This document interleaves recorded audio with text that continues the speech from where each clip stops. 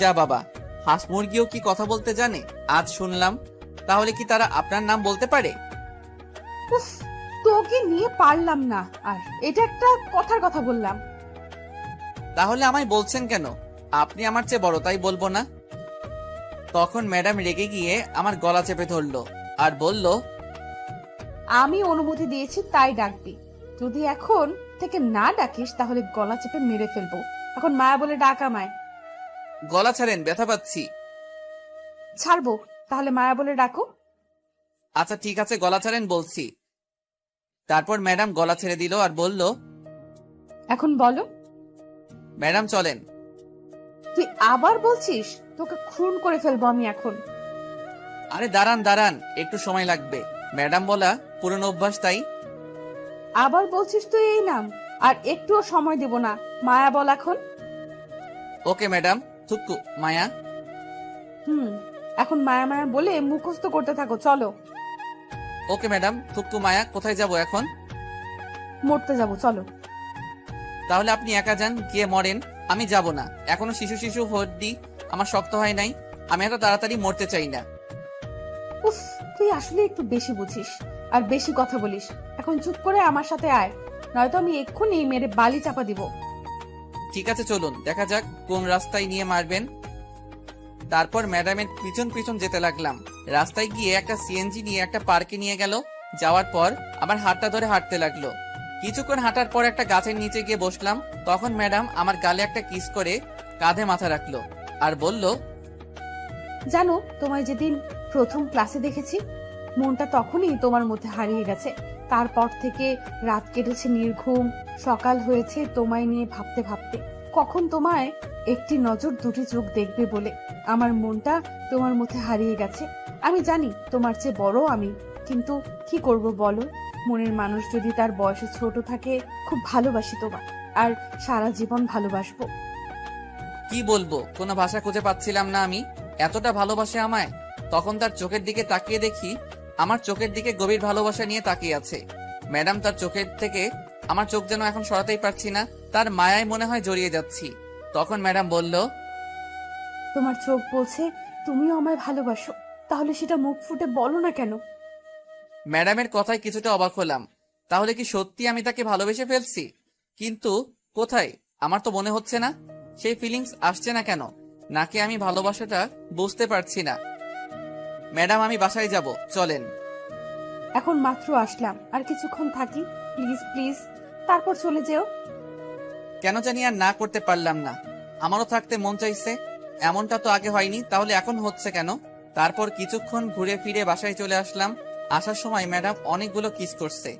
এসে দেখি আদিবা চলে আসছে বাসায়, আর কার সাথে জানি কথা বলছে। তখন আমায় দেখে দৌড়ে এসে বলল, ভাইয়া এই নাও, খালামণি কথা বলবে তোমার সাথে। তারপর ফোনটা নিয়ে সালাম দিলাম। তারপর বললাম, কেমন আছো খালা তুমি? আমি ভালো খারাপ থাকলে খোঁজ নাই কে? তুই তো ভুলেই গেলি আমাদের। কি যে বলো খালা তুমি, ভুলে যাবো কেন? তাহলে কি বলবো? 6টি মাসের ভেতর একবার কল দিয়েছিস, আর 2 বছর ধরে তো আমাদের বাসায় আসিস না। আমি তোমাদের বাসায় 1 সপ্তাহ পরে আসছি, ঠিক আছে?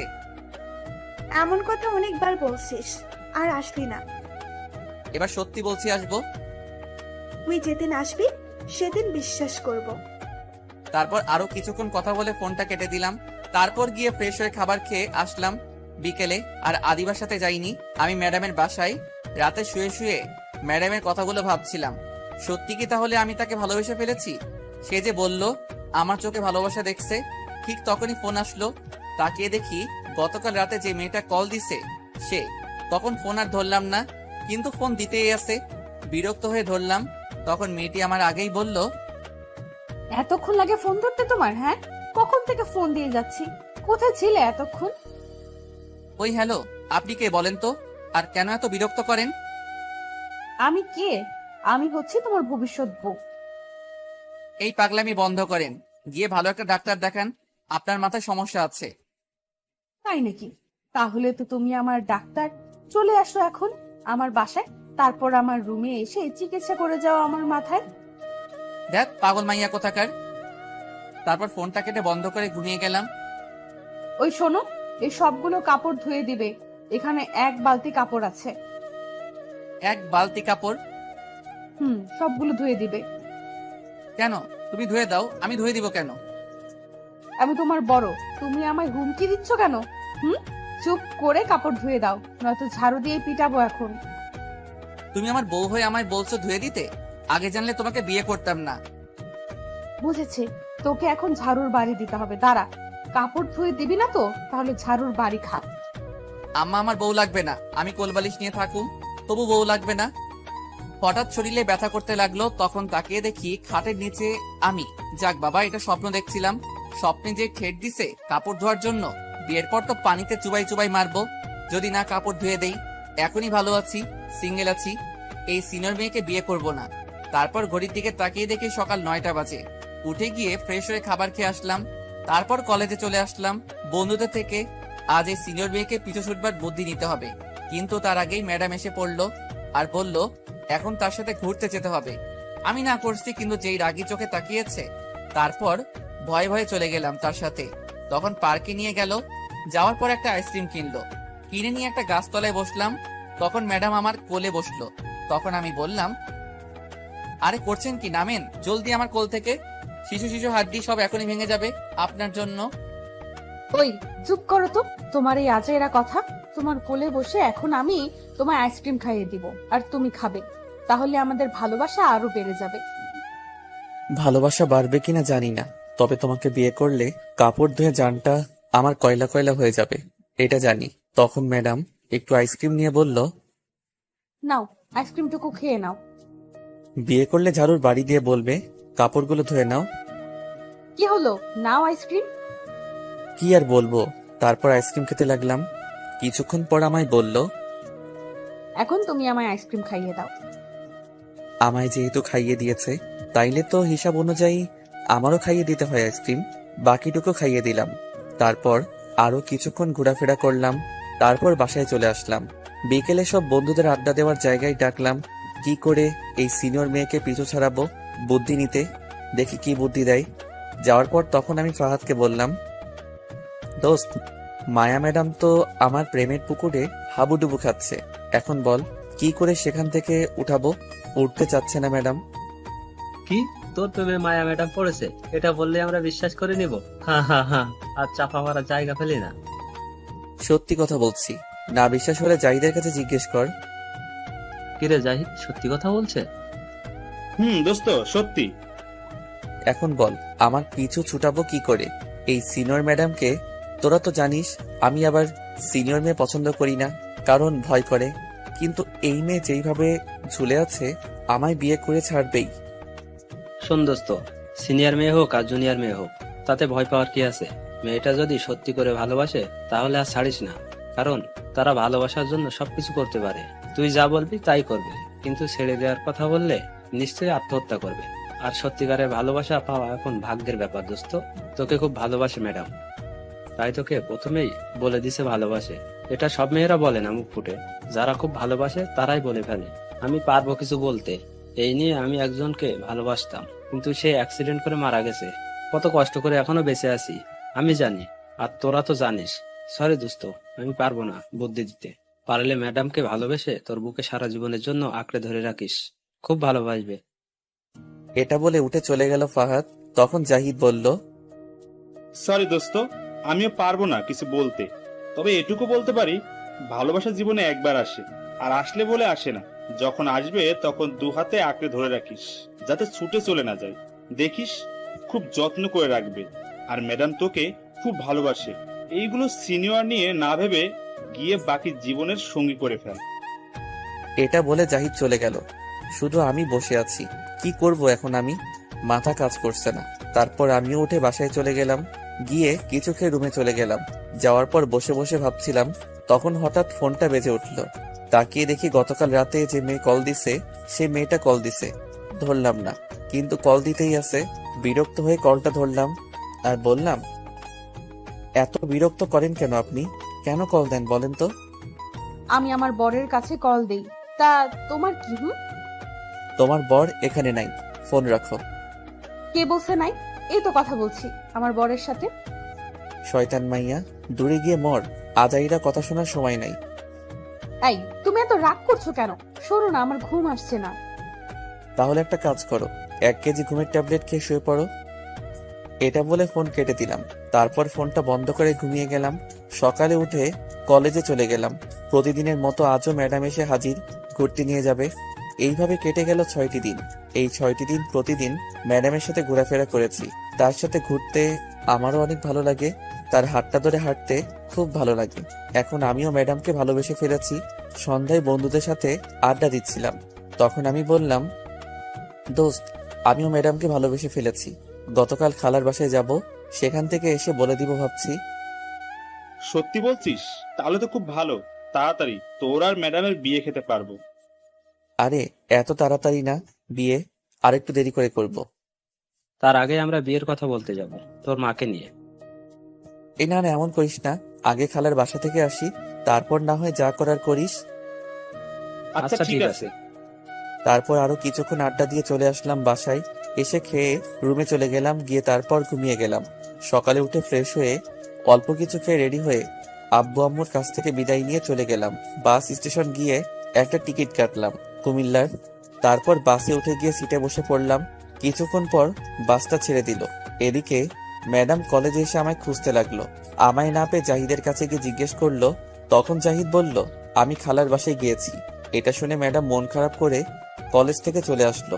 বাসায় আসার পর মায়ার আম্মু বলল, কিরে, আজ এত জলদি চলে এলি যে? মন খারাপ মনে হচ্ছে। না আম্মু, কিছু হয়নি, এমনি ভালো লাগছে না, তাই চলে আসছি। এটা বলে ঘরে চলে গেল মায়া। এদিকে আমি বাস থেকে নেমে খালার বাসার রাস্তা চিনতে পারছি না, কোন দিকে। অনেক আগে গিয়েছিলাম তাই চিনতে পারছি না। তখন খালাকে ফোন দিলাম।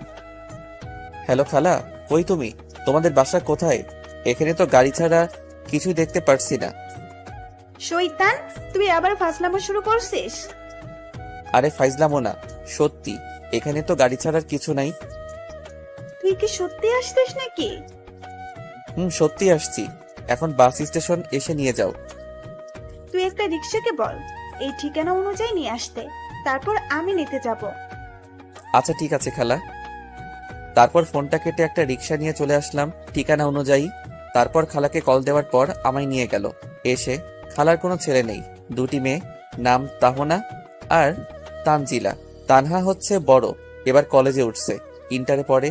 আর তানজিলা হচ্ছে ছোট, এবার ক্লাস 10ম শ্রেণীর ছাত্রী। আর খালুর একটা কাপড়ের দোকান আছে। যাওয়ার পর সবাই খুশি, অনেক দিন পর আসছি। তাই যাওয়ার পর তানজিলা বলল, ভাইয়া, এবার কিন্তু অনেকদিন থাকবে, তুমি অনেকদিন পর আসছো। না রে বোন, বেশি দিন থাকতে পারবো না, কলেজ আছে।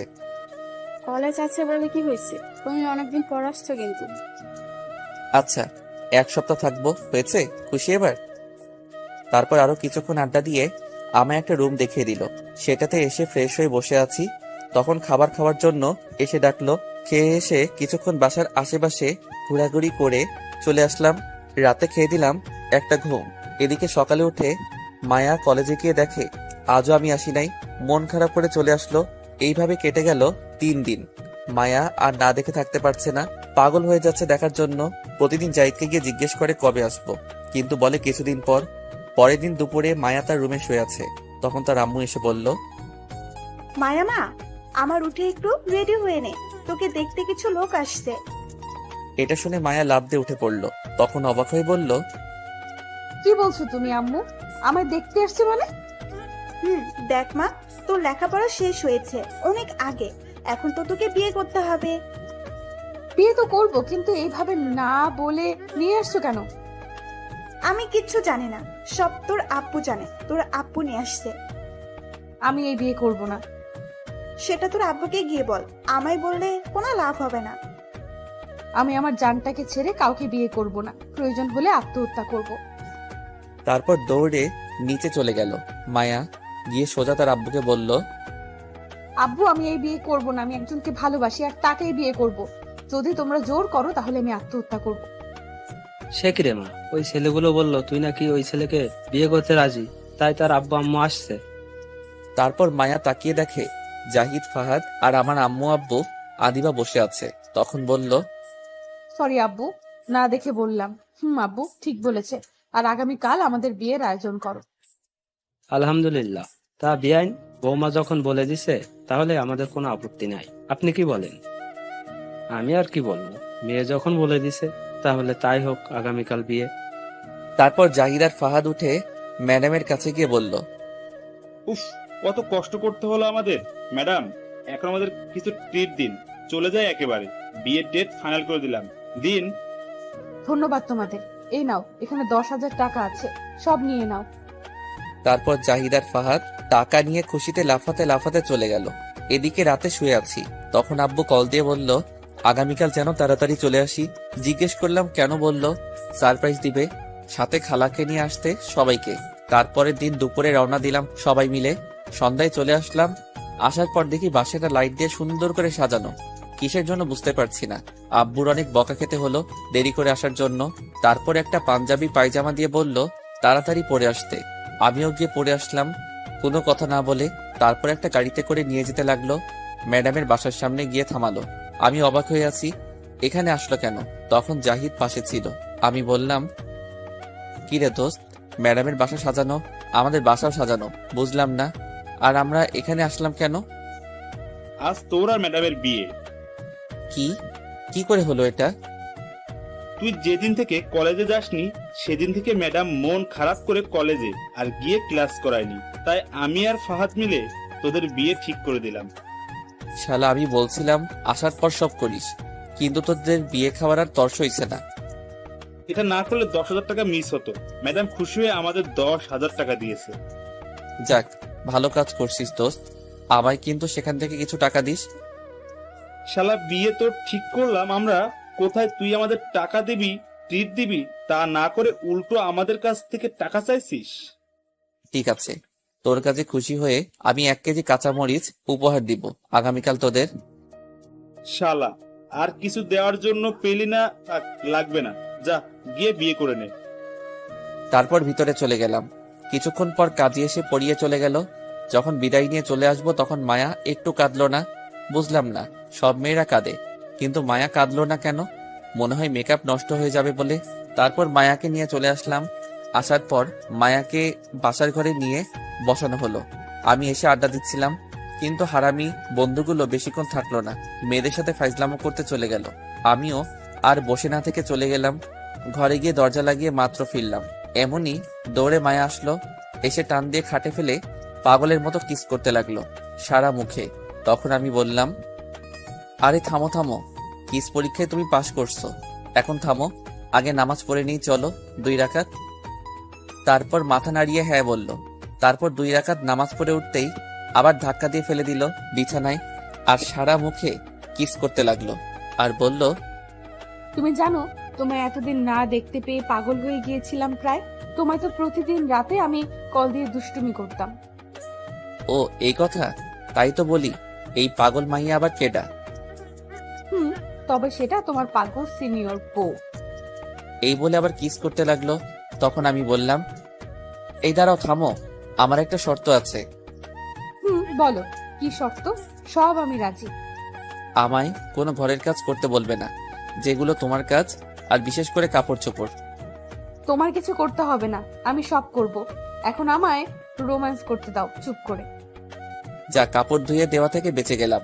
তারপর মায়া আমার বুকের উপর উঠে বলল, আমার পিচ্ছি বরের ঠোঁটটা পুরো স্ট্রবেরি, আজ সারা রাত খাবো। এটা বলে সারা মুখে কিস করতে লাগলো। তারপর ঠোঁটগুলো সে টেনে রাবারের মতো খেতে লাগলো। কিছুক্ষণ পর পাগলের মতো খেতে লাগলো। তারপর আমিও মায়ার সাথে সাড়া দিতে লাগলাম। আপনারা তো খুব দুষ্টু, এখনো বসে আছেন শুনতে? যান, আর বলা যাবে না, বাকিটা ইতিহাস।